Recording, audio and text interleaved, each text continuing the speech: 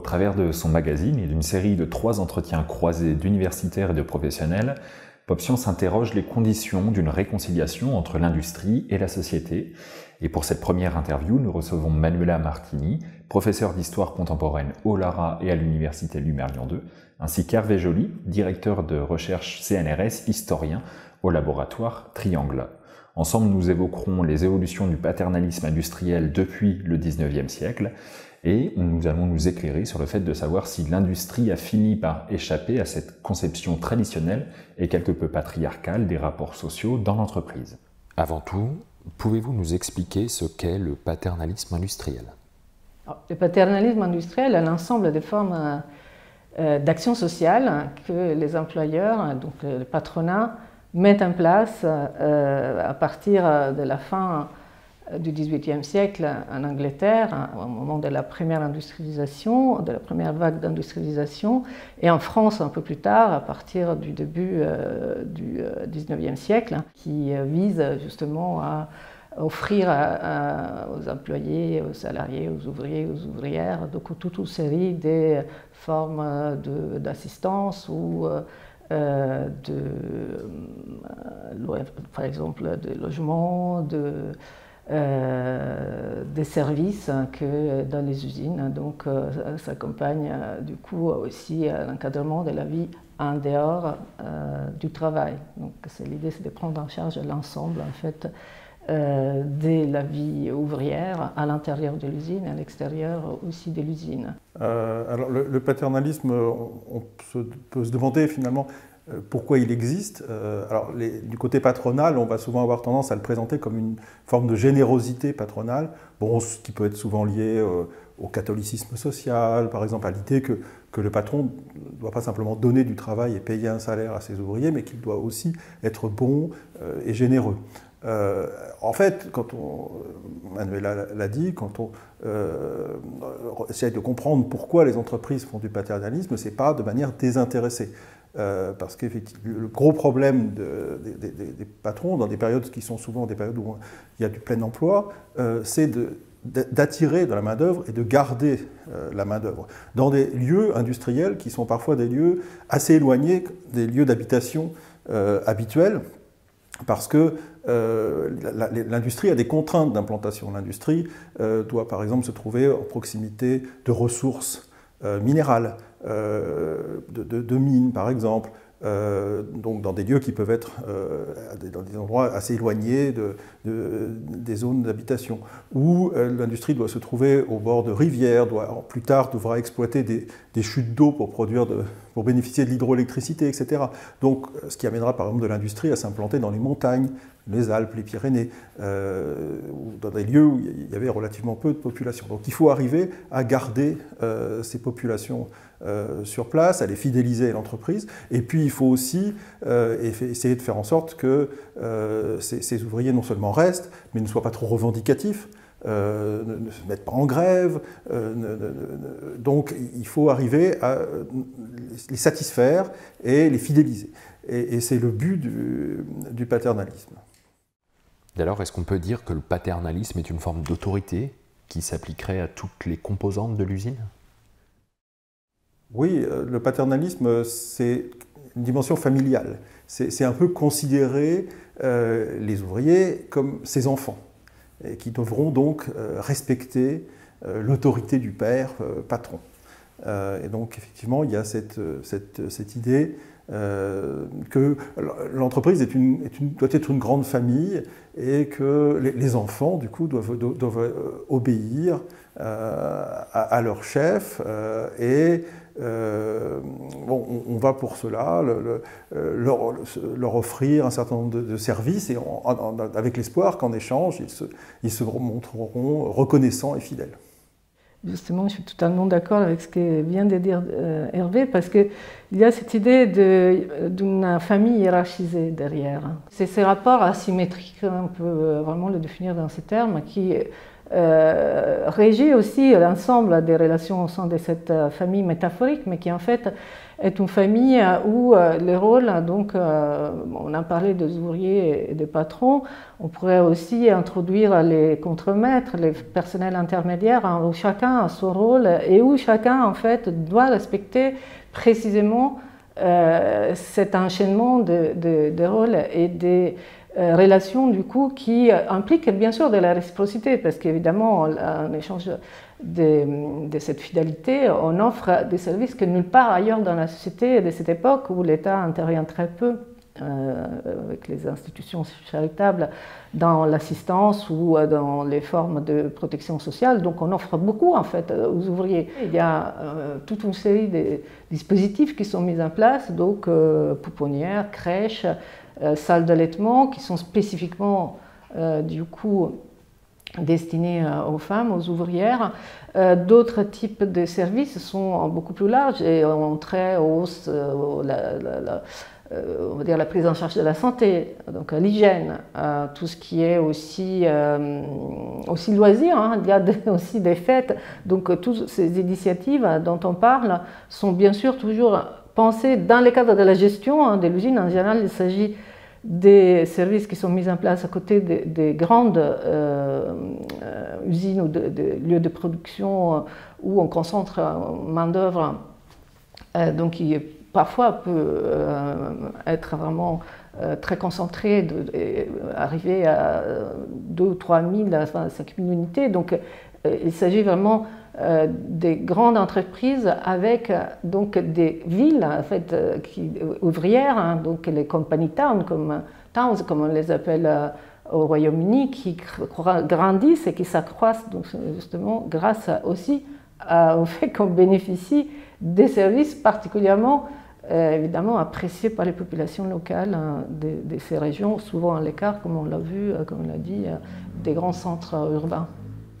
Qu'est-ce qui explique que le paternalisme tel que vous l'avez décrit soit en déclin? Alors, beaucoup de ce qu'apportait le paternalisme était d'autant plus nécessaire qu'il n'y avait pas d'autres institutions pour apporter ces services. L'État, jusqu'au début du XXe siècle, était en France, comme on dit traditionnellement, surtout un État gendarme qui assurait l'ordre, mais qui assurait relativement peu de services sociaux. Et il n'y avait pas d'assurance maladie, il n'y avait pas d'assurance retraite, l'éducation était en partie assurée par l'État, mais de manière longtemps parcellaire, il n'y avait pas de système de garde d'enfants, il y avait beaucoup de choses qui manquaient et qui faisaient qu'une population ne pouvait pas se fixer dans un lieu avec le simple fait de toucher un salaire. Il fallait lui donner d'autres services pour qu'elle puisse vivre et rester. Et on voit bien que le paternalisme est largement intéressé. Lorsqu'on se préoccupe de la santé des travailleurs, c'est évidemment parce qu'un travailleur en bonne santé est plus productif. Lorsqu'on se préoccupe de faire garder les enfants, c'est pour s'assurer que les femmes puissent, après avoir eu des enfants, continuer à travailler. Évidemment. Et tous ces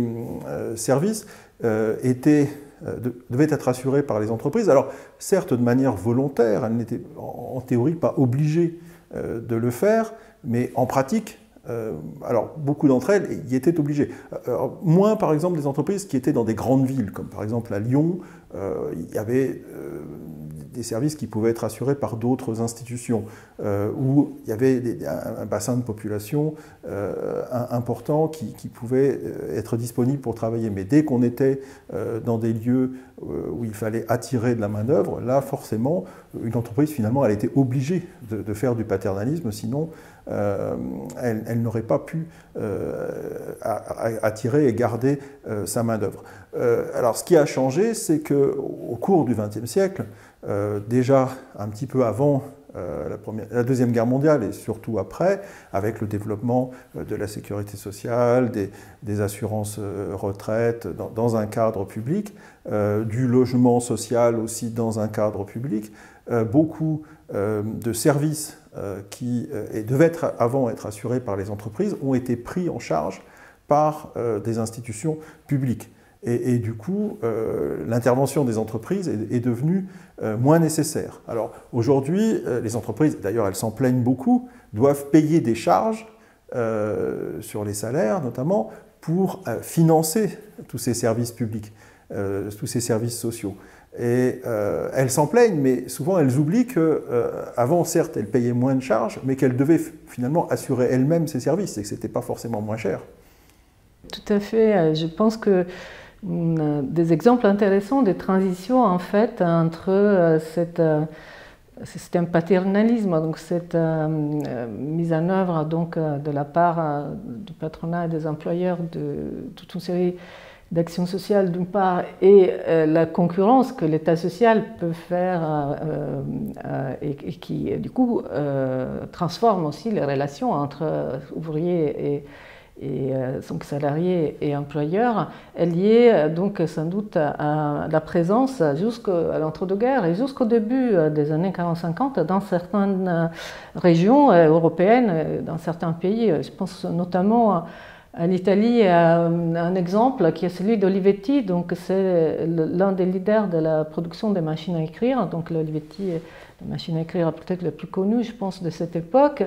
Et la caractéristique de cette entreprise, c'est que ces deux patrons, donc successivement, donc Camillo et Adriano Olivetti, ont mis en place des systèmes totalement originaux. Donc, ils sont très inspirés par les mouvements ouvriers socialistes, donc l'un au début du XXe siècle et l'autre dans les années 40-50, où justement des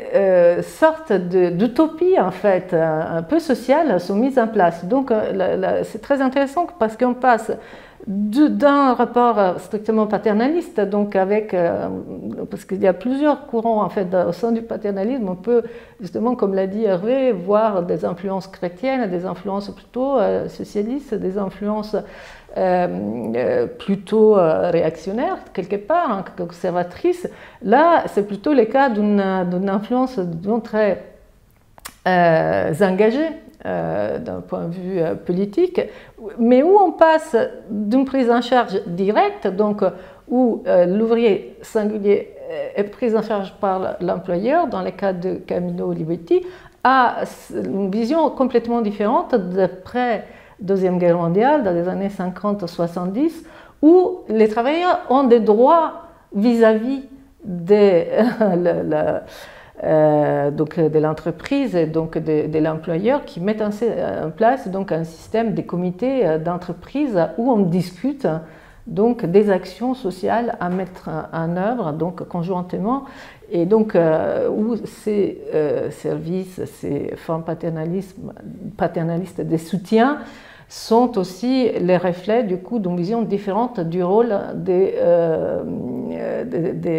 employeurs et du rapport entre employeurs et employés.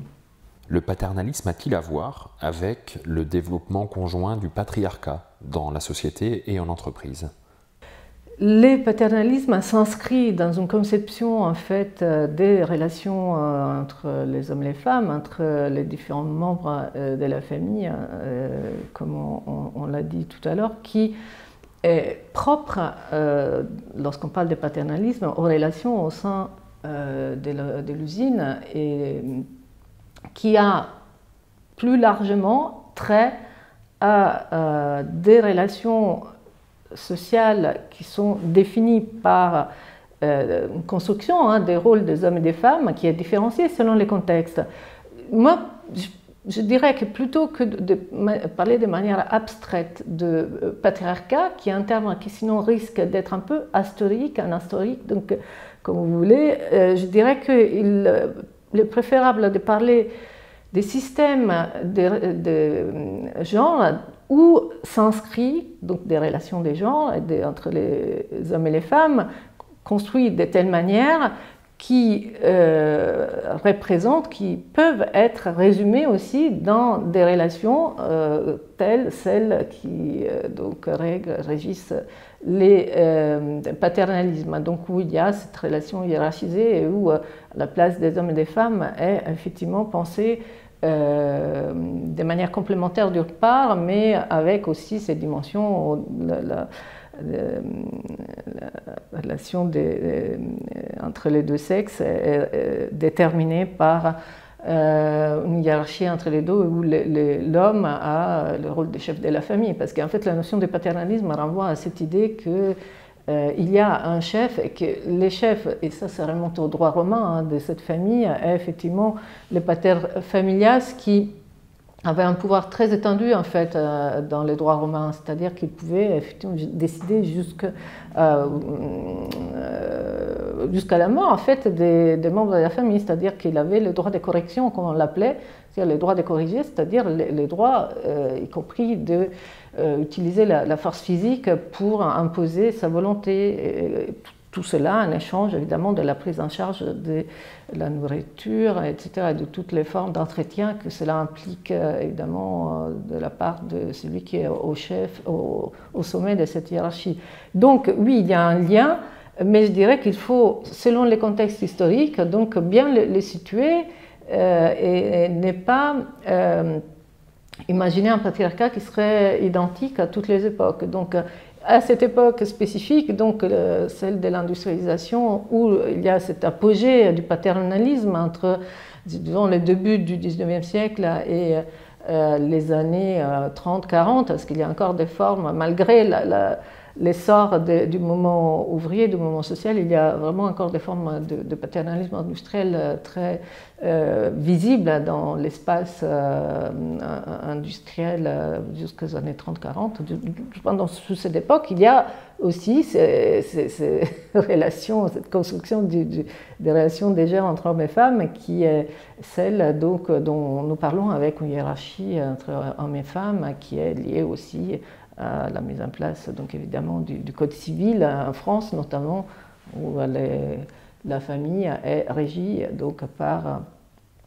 les maris, donc qui a, par exemple,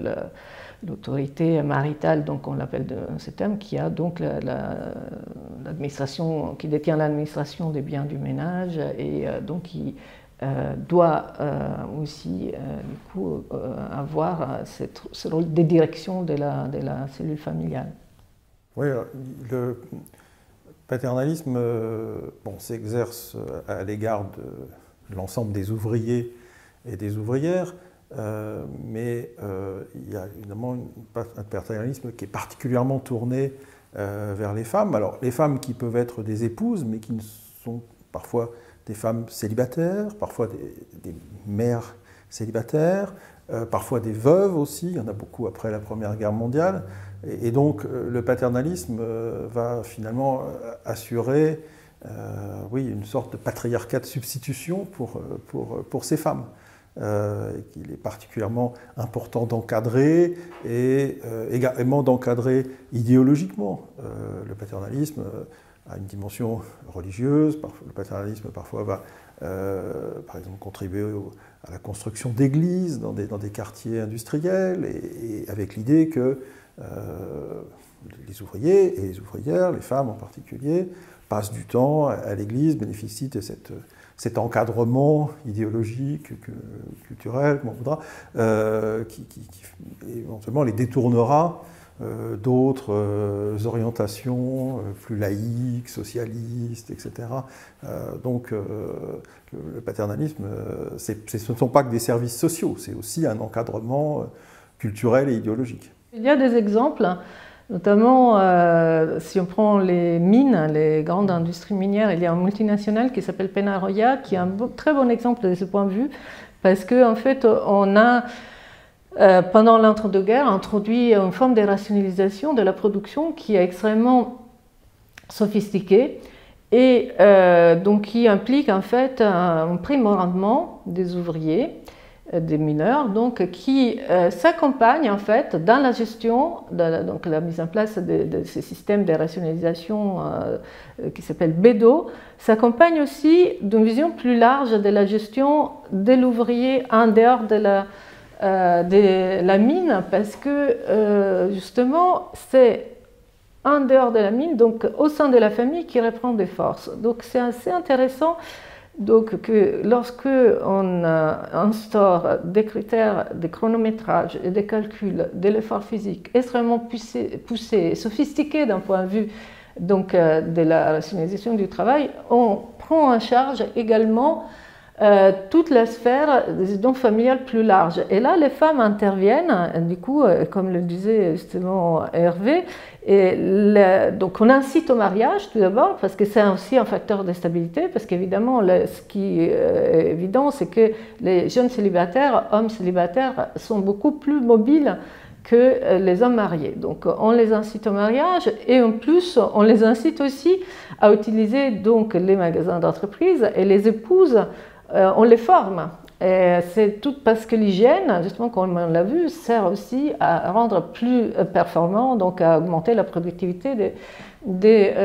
ouvriers et des mineurs en l'occurrence. Donc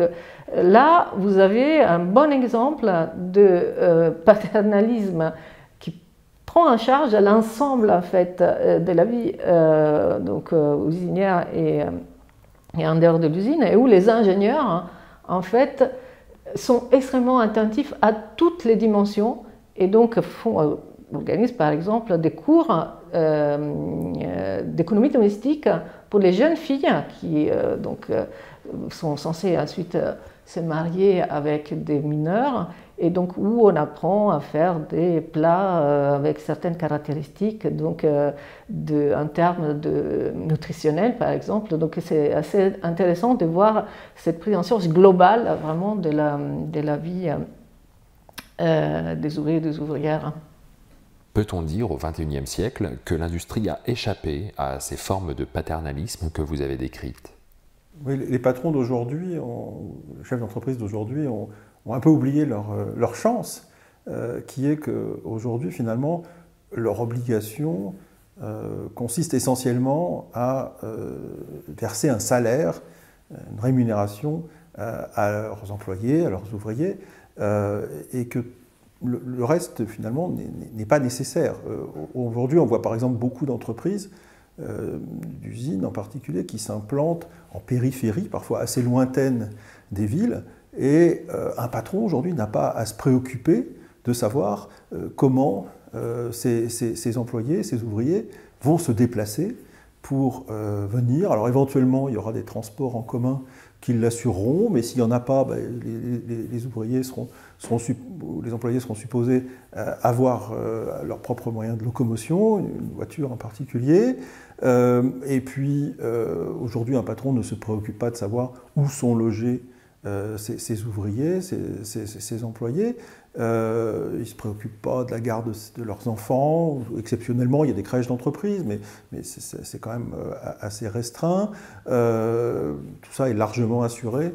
par des services sociaux publics, de l'État ou des collectivités locales. Alors évidemment, tout ça a un coût. Il faut payer des charges, des impôts, des taxes pour financer tout cet appareil social, mais en tout cas, les chefs d'entreprise n'ont pas besoin de s'en préoccuper. En revanche, ils ont quand même le souci aujourd'hui de garder... On sait qu'il y a des entreprises, même s'il y a du chômage depuis plusieurs dizaines d'années en France, mais on sait que certains métiers, certaines entreprises ont du mal à recruter ou ont du mal à garder leur main-d'œuvre parce que les conditions de salaire ne sont pas toujours très bonnes, les conditions de travail non plus. Et du coup, on voit quand même que certaines chefs d'entreprise sont obligés de se préoccuper, d'essayer de fidéliser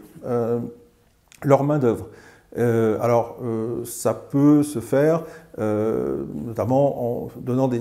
prestations supplémentaires par rapport au salaire. Bon, il y a tout ce qui peut être forme d'intéressement au résultat, et ça maintenant jusqu'à l'actionnariat des salariés qui se développe pas mal dans certaines entreprises. Qui permet donc d'assurer des rémunérations complémentaires et de fidéliser la main-d'œuvre, parce qu'évidemment, plus on reste longtemps dans les entreprises, plus on bénéficiera de ces avantages. Et également sous forme de prestations de mutuelles, maladie ou retraite, etc. Enfin bon, autant de choses qui vont faire que l'employé aura intérêt à rester le plus longtemps possible. Donc ça, on voit ce type de formule. Alors c'est pareil, ce n'est pas désintéressé, parce que par exemple, si on a un actionnariat salarié qui se développe dans certaines entreprises comme Bouygues par exemple, les salariés arrivent à détenir 17% du capital. Évidemment, ça brouille aussi les cartes, parce que si on est actionnaire de son entreprise, on devient intéressé aux résultats. Et par exemple, faire grève, c'est faire grève contre soi-même en quelque sorte, puisque on va porter atteinte aux résultats de l'entreprise et donc à ses intérêts. Et donc évidemment, c'est une manière de donner l'impression aux salariés qu'ils sont mis à égalité avec le capital. Donc de les détourner d'une logique de conflit par rapport à l'entreprise. Il y a aussi un discours qui depuis quelques années a trait à une reprise, un retour sur certaines formes d'engagement de l'employeur, qui est celui de la responsabilité sociale de l'entreprise. Et je pense que là c'est un point important, il concerne surtout je dirais la prise en charge du risque professionnel, donc beaucoup de prévention sur les maladies professionnelles, les accidents du travail, par exemple, passe par, c'est pas encore un discours qui est répandu parmi tous les grands industriels, mais pour certains, ça relève un peu de l'engagement vis-à-vis, donc plus largement d'enjeux du niveau social plus large, par exemple l'environnement, par exemple donc je répète, la santé des travailleurs et des travailleuses. Donc, et là, il y a aussi des prises en charge donc, qui sont liées à ces rôles égalitaires dans ce type d'action des hommes et des femmes qui est beaucoup plus évidente dans les dernières années, notamment au niveau de la gestion aussi de ces activités qui sont des activités du coup gérées par des comités d'entreprise où le rôle des femmes peut être important et significatif et au même titre que celui des hommes.